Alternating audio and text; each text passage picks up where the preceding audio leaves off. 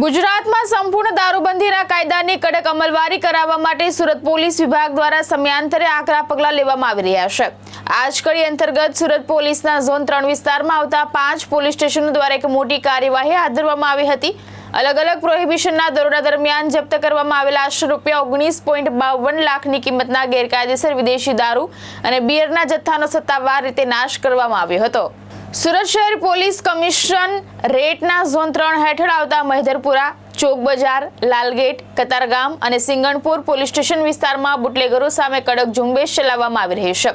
છેલ્લા કેટલાક સમય દરમિયાન આ પાંચેય પોલીસ મથકોની હદમાંથી પકડાયેલો દારૂનો જથ્થો જે તે પોલીસ સ્ટેશનના માલખામાં સુરક્ષિત રાખવામાં આવ્યો હતો, જેને કાયદાકીય પ્રક્રિયા પૂર્ણ થયા બાદ નષ્ટ કરવાનો નિર્ણય લેવામાં આવ્યો હતો।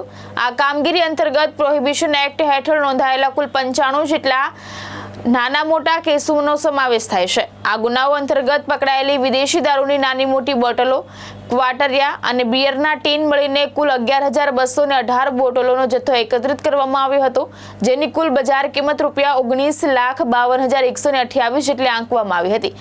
કમિટીના અધિકારીઓની લીલી ઝંડી મળતા જ એક મોટા હાઇડ્રોલિક રોલરને આ બોટલો ઉપર ફેરવી દેવામાં આવ્યું હતું। રોલર ફરતાની સાથે જ મિનિટોની અંદર લાખો રૂપિયાની કિંમતનો વિદેશી દારૂ રસ્તા ઉપર વહી ગયો હતો।